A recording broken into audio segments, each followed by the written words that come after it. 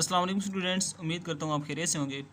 Students, हम study कर रहे थे ऑपरेशंस ऑन वेक्टर स्पेस के बारे में। हमने प्रीवियस लेक्चर में पढ़ा था intersection of two vector spaces. हमने पढ़ा था कि अगर हमारे पास कोई W1 और W2 स्पेसेस हैं, सब स्पेसेस, तो उनका इंटरसेक्शन भी एक क्या होगा, हमारे पास सब स्पेस होगा। यह हमने पहला ऑपरेशन पढ़ा। तो आज स्टूडेंट्स हम जो टॉपिक डिस्कस करने जा रहे हैं वो है डायरेक्ट सम ऑफ सब स्पेसेस। क्या डायरेक्ट सम जो होता है सब स्पेसेस का, वो बेसिकली हमारे पास क्या होता है। तो आज हम इसके बारे में स्टडी करेंगे स्टूडेंट्स। सबसे पहले मैं आपको इसकी डेफिनेशन को बताना चाहूँगा कि इसकी डेफिनेशन हमारे पास क्या होती है। हमने स्टूडेंट्स प्रीवियस लेक्चर में लीनियर सम पढ़ा था। एक लीनियर सम में हमने क्या पढ़ा था स्टूडेंट्स कि अगर आपके पास कोई दो सब स्पेसेस हैं W1 एंड W2, ठीक है, ये कोई से दो सब स्पेसेस हैं, तो इनके लीनियर सम को हम डिनोट किससे करते थे, W1 प्लस W2, ठीक है। और इसकी जो फॉर्मेशन होती थी, डेफिनेशन जो थी वो किस तरह थी कि इक्वल टू होता था अल्फ़ा 1 प्लस बीटा 1, ठीक है, वेयर अल्फ़ा 1 जो है वो बिलोंग करता था W1 से, और जो बीटा 1 था वो किससे बिलोंग करता था, W2 से। ये हमारे पास था लीनियर सम, राइट। अब लीनियर सम और डायरेक्ट सम में माइन्यूट सा डिफरेंस है, ज़्यादा डिफरेंस नहीं है।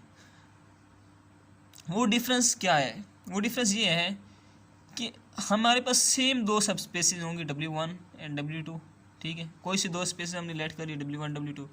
अब इनका जो डायरेक्ट सम वो होगा, उसमें ये डिफरेंस है कि इनकी जो इंटरसेक्शन होगी वो हमेशा नल वेक्टर होगी। इंटरसेक्शन हमारे पास क्या होगी, नल सेट होगी, इज इक्वल टू हमेशा नल सेट। ये इसमें एक कंडीशन इजाफी है डायरेक्ट सम में। और इसको जब हम डिनोट करते हैं तो हम किससे करते हैं, W1, इसका सिंबल हमारे पास ये होता है W2, ये हमारे पास डायरेक्ट सम का सिंबल है, ठीक है। और ये लीनियर सम का है।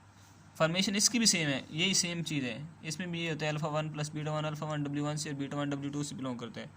बट डिफरेंस क्या है कि इनका इंटरसेक्शन नल वेक्टर होगा हमेशा, और इनका जो सिंबल होगा हमारे पास वो ये होगा, ठीक है। अब इसकी डेफिनेशन को पढ़ लेते हैं स्टूडेंट्स।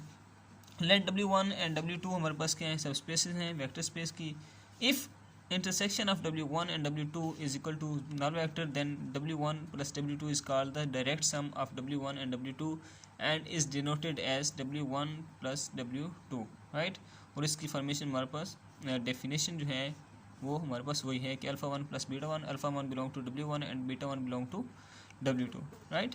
अब स्टूडेंट्स हम इसका एक थ्योरम देखेंगे और इसकी एक एग्जांपल करेंगे। थ्योरम क्या स्टूडेंट्स, एक प्रूफ है कि अगर आपके पास vector space V is called the direct sum of its subspaces W1 and W2 if V is equal to W1 plus W2, second W1 intersection W2 is equal to null vector.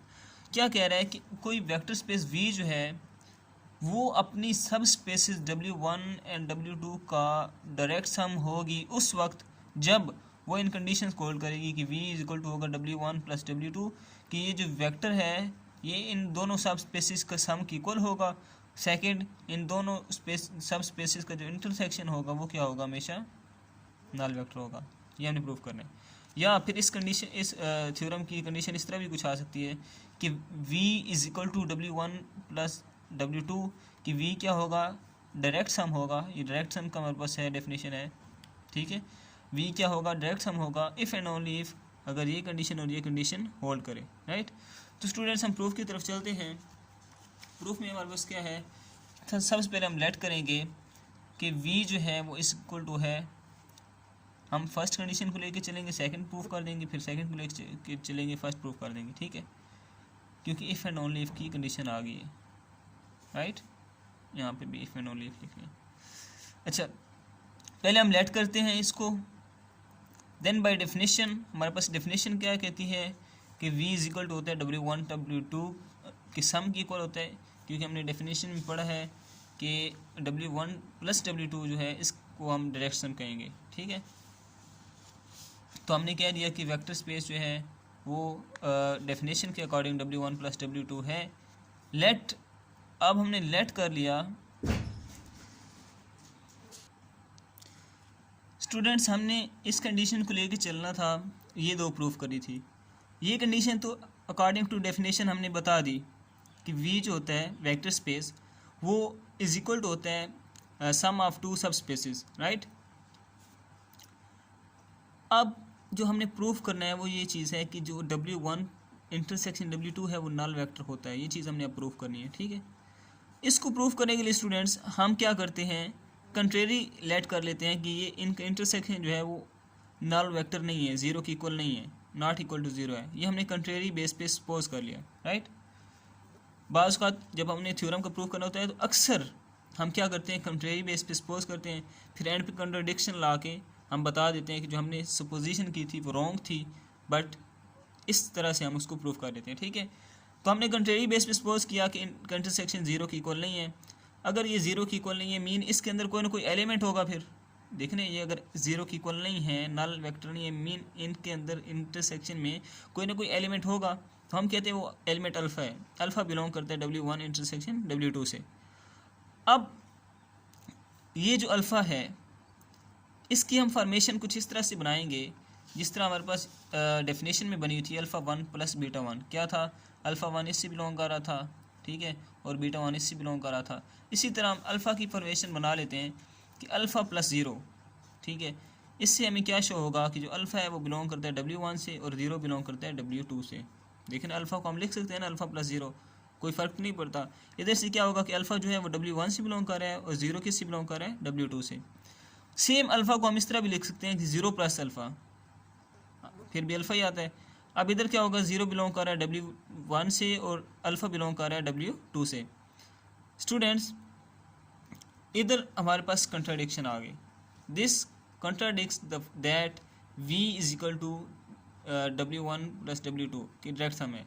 Contradiction कैसे है हमारे पास, contradiction ऐसे है कि जो हमारे पास direct sum होता है उसमें जो इसका लीनियर कम्बिनेशन होता है उसको हम सिर्फ यूनिक रिप्रेजेंटेशन से देख सकते हैं। कैसे यूनिक रिप्रेजेंटेशन, कैसे मतलब अगर अल्फ़ा 1 प्लस बीटा 1 है, यहाँ पे अल्फ़ा 1 W1 से बिलोंग कर रहा है, बीटा 1 W2 से बिलोंग कर रहा है, तो हम इसको कभी भी ये नहीं कह सकते कि बीटा 1 प्लस अल्फ़ा 1 कि ये बीटा 1 बिलोंग करेगा W1 से और अल्फ़ा 1 बिलोंग करेगा W2 से। सेम टाइम पे हम दो चीज़ें नहीं कह सकते। हम ये नहीं कह सकते कि अल्फ़ा 1 बिलोंग टू W1 और इधर हम कह रहे हैं कि अल्फ़ा 1 बिलोंग कर रहा है W2 से। ये हम सेम टाइम पे इसकी सिर्फ एक यूनिक रिप्रेजेंटेशन हम ले सकते हैं। तो इधर हम यूनिक रिप्रेजेंटेशन नहीं ले रहे। देखिए इधर पहले अल्फ़ा 1 किससे बिलोंग कर रहा है, W1 से बिलोंग कर रहा है, फिर सेकंड पे अल्फ़ा किससे बिलोंग कर रहा है, अल्फ़ा W2 से बिलोंग कर रहा है। तो ये यूनिक तो ना, दो ये तो डबल काम हो गया। तो यहाँ से ये कंट्राडिक्शन आ गई। अब ये कंट्राडिक्शन आई तो ये कंट्राडिक्शन किस में आई, ये कंट्राडिक्शन जो है ये मुखालफत किसके अगेंस्ट है, against the definition of direct sum. So जो हमने इस चीज़ लेट की थी वो हमने गलत लेट किया था। हमने अगर गलत लेट किया था तो ठीक क्या होगा, वो ये होगा कि जो इनका इंटरसेक्शन है वो ज़ीरो के इक्वल होता है, राइट। ये चीज़ प्रूफ हो गई। अब हमने कन्वर्सली चलना है। कन्वर्सली में हम ये दोनों चीज़ें लेट करेंगे और ये प्रूफ कर देंगे। हम कहते हैं कि let V is equal to W1 plus W2 और W1 intersection W2 is equal to zero. Show हमने क्या करना है कि इनका जो डायरेक्ट सम है, इनका हमने डायरेक्ट सम हमने शो करना है, ठीक है। तो इसको शो करने के लिए हम क्या करते हैं स्टूडेंट्स, इसको शो करने के लिए स्टूडेंट्स हमने क्या किया, हम कहते हैं कि V जो है वो इक्वल है W1 W2 की सम की इक्वल, ठीक है। अब हमने एक अल्फ़ा एलिमेंट ले लिया वेक्टर स्पेस V में से, उसकी रिप्रेजेंटेशन हमने कुछ इस तरह बना दी कि अल्फ़ा 1 प्लस बीटा 1, क्योंकि हमारे पास डायरेक्ट सम की डेफिनेशन में कुछ इस तरह की रिप्रेजेंटेशन होती है। अब हमने जो चीज़ प्रूफ करनी है वो ये प्रूफ करना है कि ये जो अल्फ़ा है ये यूनिक है। देखिए ना, इधर अल्फ़ा यूनिक नहीं था, कंट्राडिक्शन आ गई थी। कंट्राडिक्शन किसके अगेंस्ट आई थी, डायरेक्ट सम की डेफिनेशन के अगेंस्ट आई थी। यही चीज़ हमने अब इधर प्रूफ कर देनी है कि जो अल्फ़ा यहाँ पे हमने लेट किया है ये अल्फ़ा जो है ये यूनिक है। अगर ये यूनिक होगा तो हमारे पास ये डेफिनेशन प्रूफ हो जाएगी डायरेक्ट सम की, ठीक है। ये चीज़ प्रूफ हो जाएगी। अब इसको यूनिक प्रूफ करना है तो हम क्या करते हैं, हम स्टूडेंट्स कंट्रेरी बेस पे सपोज करते हैं कि हमारे पास अल्फ़ा जो है वो V से बिलोंग कर रहा है। अब हम कंट्रेरी बेस पे सपोज करते हैं कि अल्फ़ा की जो रिप्रेजेंटेशन है वो यूनिक नहीं है। मतलब अल्फ़ा इस फॉर्म में भी लिखा जा सकता है और इसमें भी लिखा जा सकता है।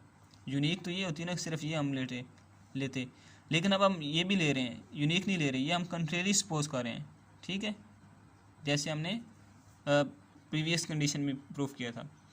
अब यहाँ पे क्या है कि अल्फ़ा 1 और अल्फ़ा 2 किससे बिलोंग कर रहे हैं, W1 से, और बीटा 1 और बीटा 2 किससे बिलोंग कर रहे हैं, W2 से बिलोंग कर रहे हैं, ठीक है। अब इन दोनों की लेफ्ट साइड इक्वल है तो राइट साइड भी क्या होंगी, इक्वल होंगी, ठीक है। अल्फ़ा 2 इधर आके माइनस हो जाएगा, बीटा 1 इधर आके माइनस हो जाएगा, यहाँ पे बीटा 1। अब देखिए alpha 1 minus alpha 2, alpha 1 minus alpha 2 करेंगे, कोई ना कोई अल्फ़ा की फॉर्म में ये आंसर आएगा। इसी तरह जब बीटा 2 माइनस बीटा 1 करेंगे तो कोई ना कोई बीटा की फॉर्म में आंसर आएगा, ठीक है। यहाँ से हमने लिख लिया alpha 1 minus alpha 2 is equal to beta 2 minus beta 1। अब ये जो अल्फ़ा है, अल्फ़ा 2 ये किससे बिलोंग कर रहे हैं, अल्फ़ा 1 अल्फ़ा 2 किससे बिलोंग कर रहे हैं, W1 से। बीटा 1 बीटा 2 किससे बिलोंग कर रहे हैं, W2 से। अब जो अल्फ़ा वाली फॉर्मेशन है, अल्फ़ा की फॉर्म है, वो किससे बिलोंग कर रही है, W1 से।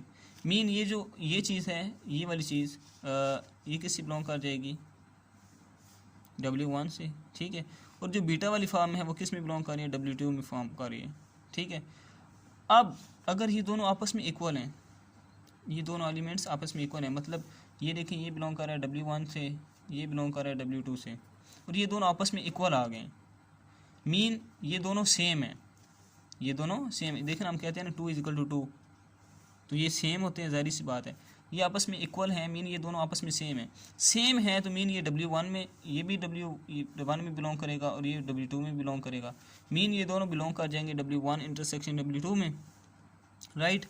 It contradicts the fact that W1 intersection W2 is equal to 0। वो कहता है कि ये दो एलिमेंट्स, ये एलिमेंट जो है ये बिलोंग कर गए हैं W1 इंटरसेक्शन W2 से, बट हमने क्या कहा था, हमने तो कहा था कि W1 इंटरसेक्शन W2 क्या है, 0 है, और ये तो 0 नहीं आ रहा है, यहाँ तो कुछ ना कुछ इससे बिलोंग कर रहा है, तो ये कंट्राडिक्शन आ गई। तो मतलब जो चीज़ हमने प्रूफ की थी कि इनकी रिप्रेजेंटेशन यूनिक नहीं है, वो हमने गलत प्रूफ किया था। इन एक्चुअल जो है वो अल्फ़ा क्या है, यूनिकली रिप्रेजेंट एज लीनियर सम। तो यहाँ से हमारी थ्योरम प्रूफ हो जाता है। आई होप सो आपको समझ आई होगी। अब डायरेक्ट सम से रिलेटेड एक हम एग्जांपल करेंगे, बट ये वीडियो लेक्चर ज़्यादा लेंथी हो जाएगा, इसलिए वो जो एग्जांपल है वो थोड़ी लेंथी भी है, तो वो हम नेक्स्ट वीडियो लेक्चर में करेंगे। उसका लिंक मैं इस लेक्चर के डिस्क्रिप्शन में दे दूँगा। होप सो आपको समझ आया होगा। मिलते हैं नेक्स्ट वीडियो लेक्चर में। अल्लाह हाफिज़।